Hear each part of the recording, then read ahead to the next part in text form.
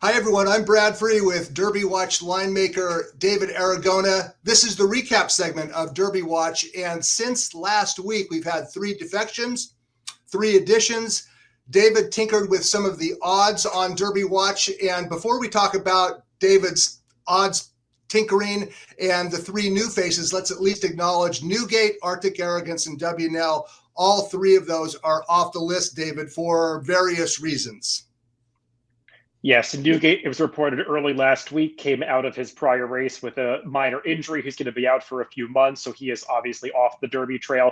WNL ran poorly in the Sam F. Davis, and Arctic Arrogance didn't run that badly in the weather. It's just not quite doing enough to stay on the list.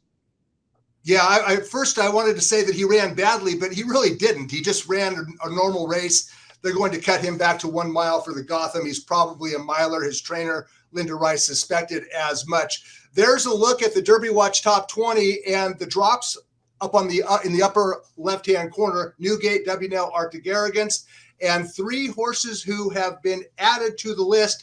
And we're going to be talking about all of them. Hit Show, who won the Withers last weekend. Gun Pilot, he didn't do anything except survive another week. He's on the list. And Skinner, who I really like, and we'll be talking about him a little bit more. 3 ads, 3 drops. David, you also changed some prices on 3 notable members of Derby Watch. Talk a little bit about Cave Rock, Tapatrice, and National Treasure.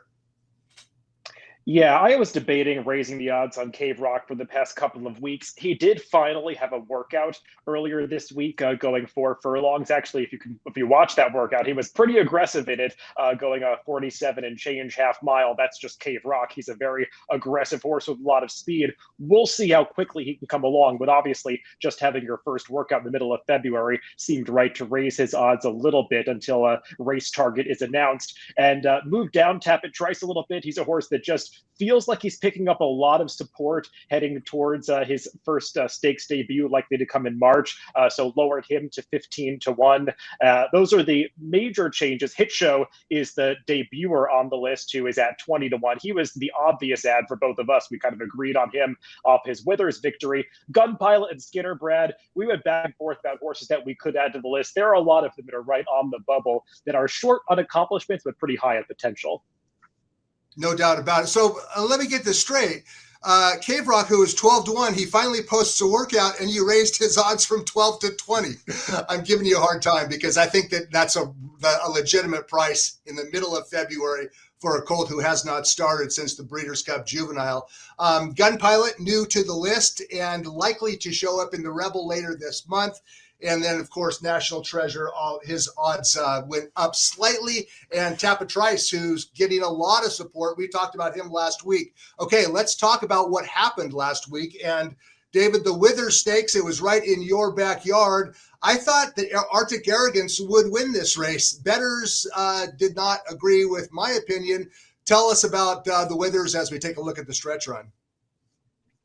Yeah, Hit Show is a horse that's been very popular with the bettors in all 4 of his career starts. I believe he's gone off under 2-1 every time, and they did make him the 6-5 favorite in here. And I think that was largely due to the fact that there did appear to be plenty of speed signed on in this race, and it kind of played out as they expected. As Arctic Arrogance did have to set some pretty quick fractions on the front end. It might not look like 48 is that fast based on a raw time, but the track was very slow and deep on Saturday at Aqueduct. And Hit Show benefited from that pace up front and clearly had no problem handling this demanding 9 furlong distance. So he seems like one that is proving his stamina as he continues to develop for trainer Brad Cox, who just has yet another runner on our Derby Watch list. I believe it's up to 5 Cox trainees.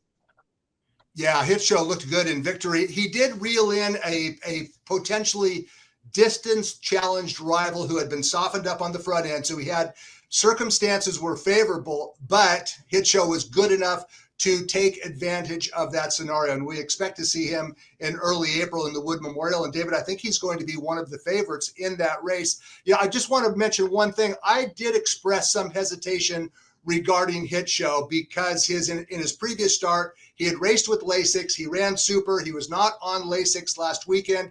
Turned out it did not matter at all. And you did a little bit of research with regards to the Lasix on, Lasix off situation. Tell us a little bit about what you found. Yeah, it's something that's so discussed at this time of year with these 3-year-olds. If they have run off Lasix or on Lasix in a maiden or allowance race, having to come off it when they go into stakes company, like Hit Show did. And what I found is the ROI for these types of runners is pretty steady. It drops off a little bit when horses have to come off Lasix. Win percentage much lower because typically these horses are moving up into stakes company. So that makes sense, just given the types of races that horses have to come off Lasix in. But what I really noticed looking up stats for the top trainers in the country is it really depends on the barn. Some trainers do well coming off Lasix, having their horses run in these stakes. Brad Cox is one of the trainers that the numbers stay pretty steady. Others really struggle with that situation. Well, I think it ultimately goes down to the trainer. Is the trainer, he or she, someone who you can trust, who wins at a high percentage across the board? And in the case of Brad Cox, turned out to be a non-issue. So Hit Show, impressive in victory. Ideal circumstances, we're going to find out how good he is in the Wood Memorial in April. We go down to Florida, and I'd love to say something really nice about the grade 3 Sam Davis, but I really can't. This is kind of the Tampa Bay version of the Holy Bull a week earlier, only that Sam Davis was even slower than the Holy Bull.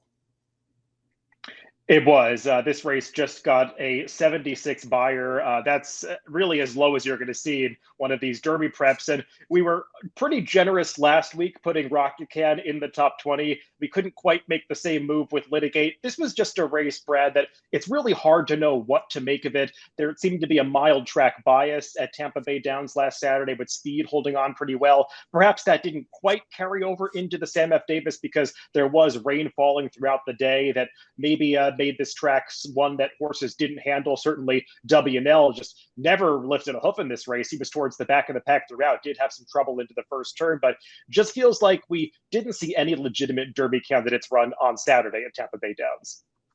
Yeah, I agree. You know, when we talked about adding Rocket Can a week ago, he earned an 82 buyer speed figure in the Holy Bull. Litigate 4 or 5 points less than that. I guess you have to draw the line somewhere. Yeah, he picked up 20 Derby points, but he just did not run like a horse that belongs in Derby conversation. Litigate. There's certainly room to improve.